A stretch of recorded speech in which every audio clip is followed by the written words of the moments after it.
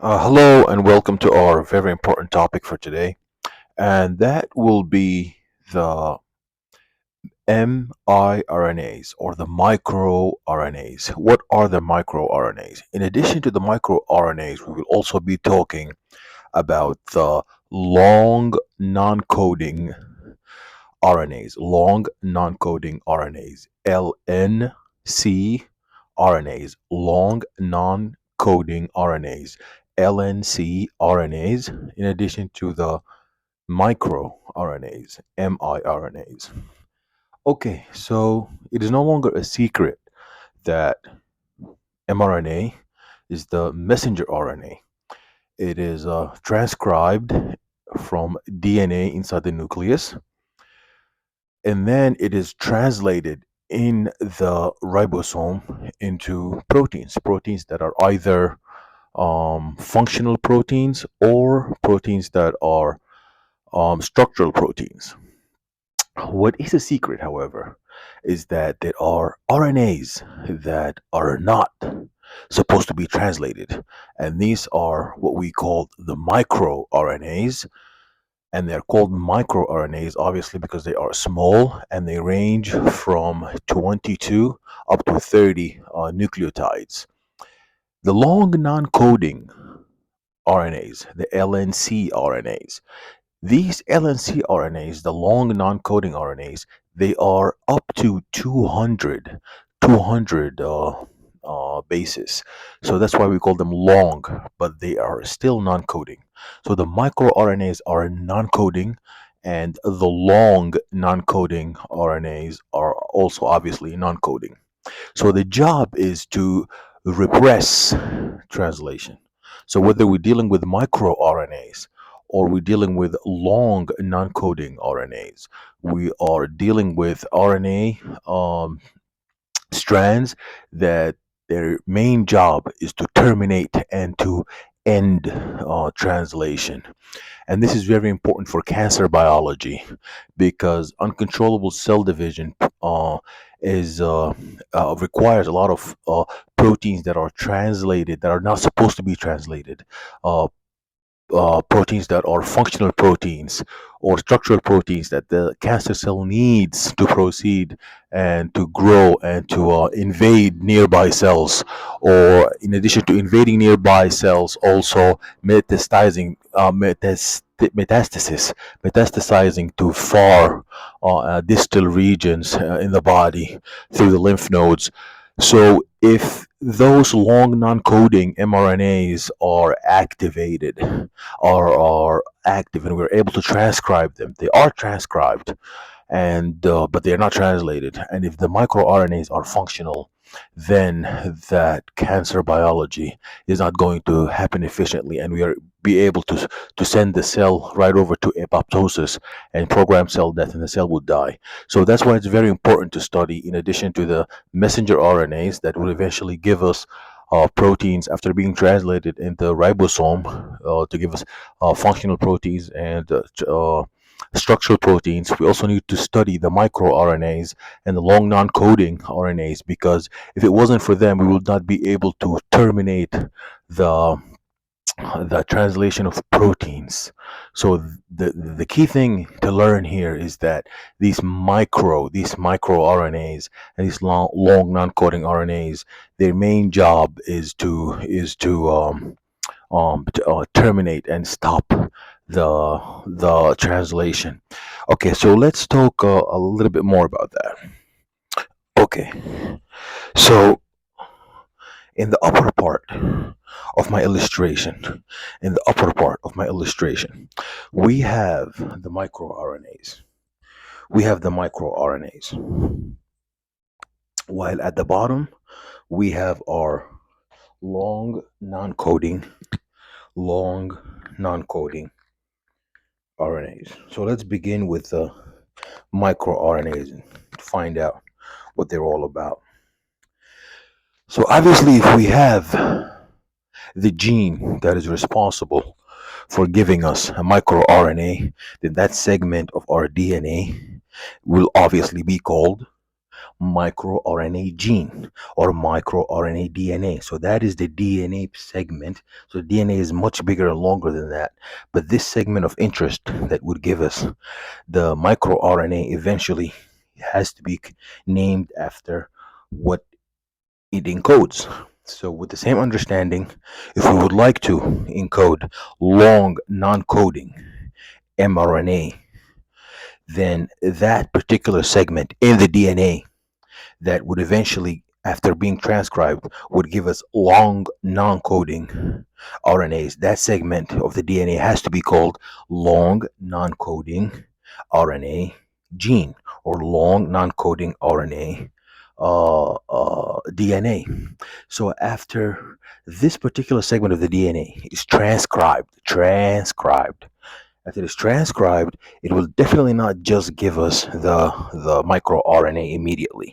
It will give us a preliminary or a primary transcript known as the primary mRNA. Primary mRNA. This primary mRNA will later be modified into pre-mRNA. So this is the last stage, the last modification stage that will eventually give us the microRNA. This is all happening inside the nucleus. That's very important because afterwards the pre-mRNA is going to be exported and transported outside from the nucleus into the cytosol with the help of an export protein. So there has to be a transporter here known as the export protein specialized for pre-mRNA transfer.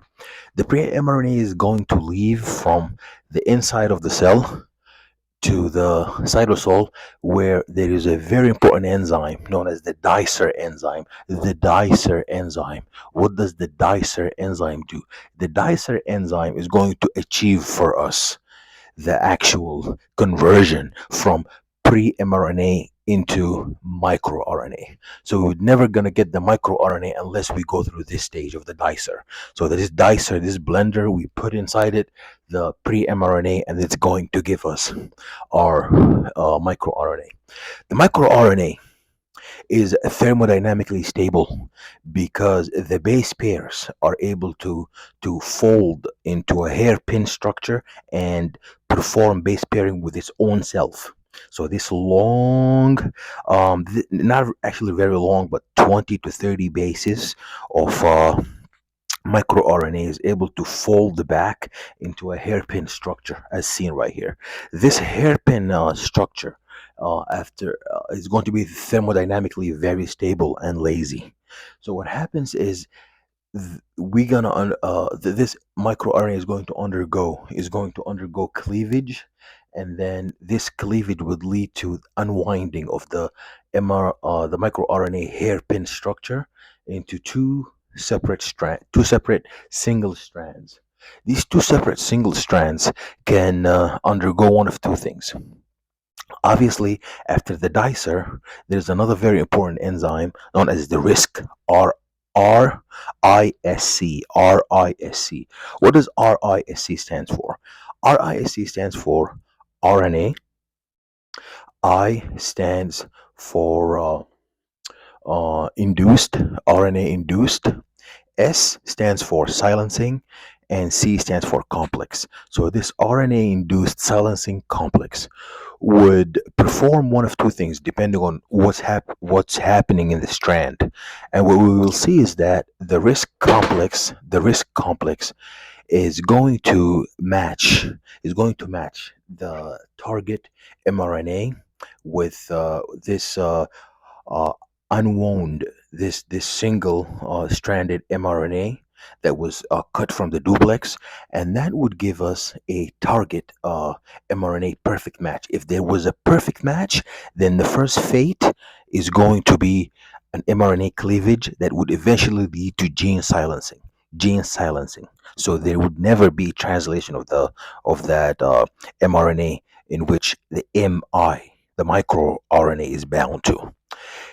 And then the other strand that was cut and unwound from the microRNA that was a duplex in the hairpin structure, what's going to happen is that it's going to be cut, and then if there is if there was a perfect match, the fate of that mRNA transcript is going to be cleavage.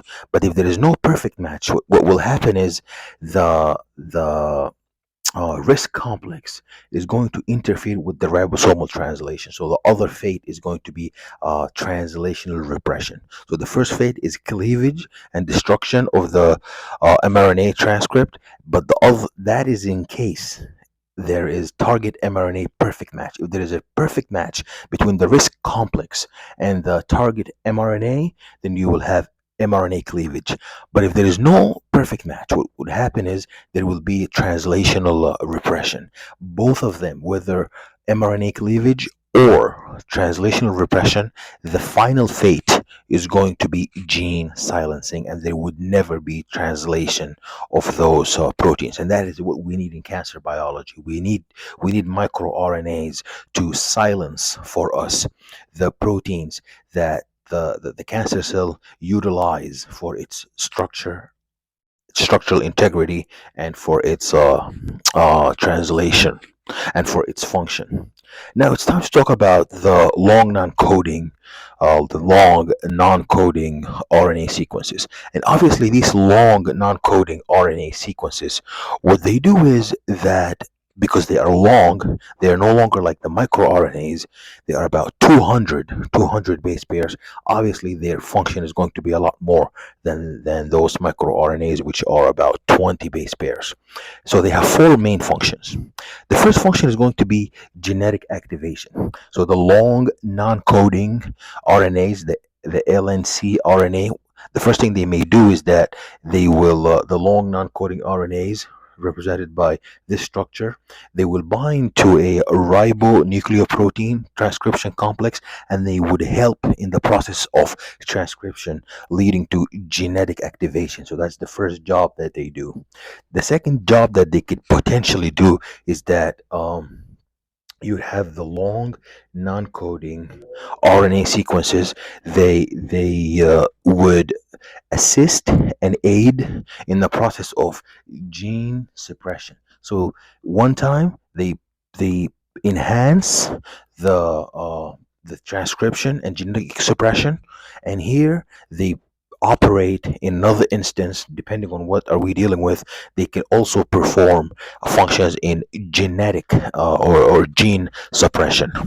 The third function that the long non-coding RNAs that they do is that they promote protein modification. They promote protein modification, and that is they aid in the process of methylation and demethylation as well, in addition to acetylation and deacetylation. And we know that in acetylation, we release the histones, making the DNA more accessible for transcription. And we know that deacetylation is when we tighten up the histone complex with the DNA, preventing any access to the DNA to be transcribed. Whereas demethylation would make it access. So demethylation does very similar jobs to acetylation, which is making the DNA more accessible and promoting the transcription, while the process of methylation is similar to deacetylation, which tightens up the DNA and preventing the transcription. And the fourth job that is potentially done by the long non-coding RNAs is the assembly of protein complexes. So there are multi-subunit complexes that act on the chromatin structure. We have euchromatin, and that is the type of chromatin that is very similar, that is being transcribed. So if we have a cell, we have a neuron, nervous system cell, or if we have a cardiac myocyte, which is your heart cells, and if you have a hepatocyte, which is a cell of your liver, or a nephron, or a cell of your kidney, or any different types of cells, if you look inside the nucleus, you would see that they all have the exact same DNA sequence. But the question is, why is it the case that the neuron looks different from a hepatocyte, looking different from the cardiac myocyte, looking different from the nephron, although they have the same DNA? And the answer is each cell is unique and different from the other type of cell structurally and functionally because of the segment that is being translated, that's being transcribed and translated in that uniform DNA. They have the same DNA, but the DNA that is being transcribed inside the neuron is different segment from the DNA that is happening inside a pancreatic isolate of LncRNA. That what makes it a different cell than the neuron, and that is what makes it a different cell from a hepatocyte. So it is the DNA segment that is being transcribed, giving us different proteins after being translated. That is what makes a cell different from the other cells. So just because they all have the same DNA, it does not mean the whole DNA is being transcribed. No, no, no. In fact, the whole DNA is lazy and thermodynamically stable and inactive.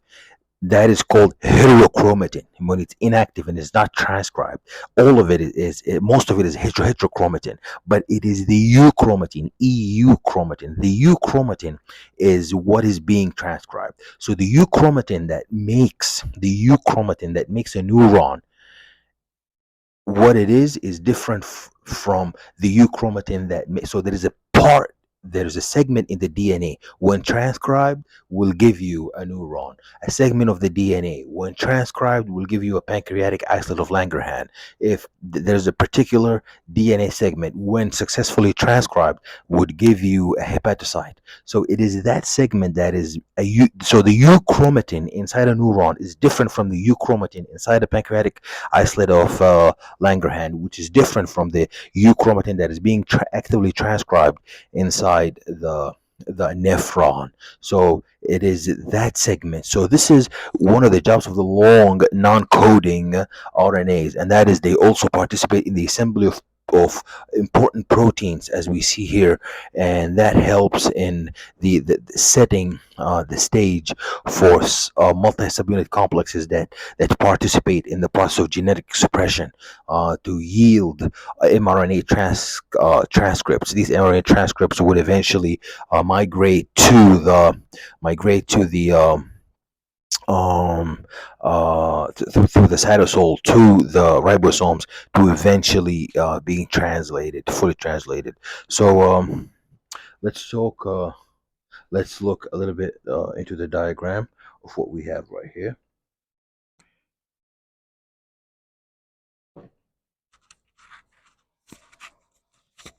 Put my microphone.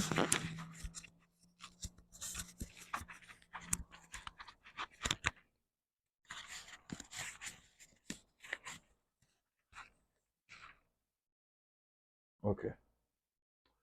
So let's see what we have here.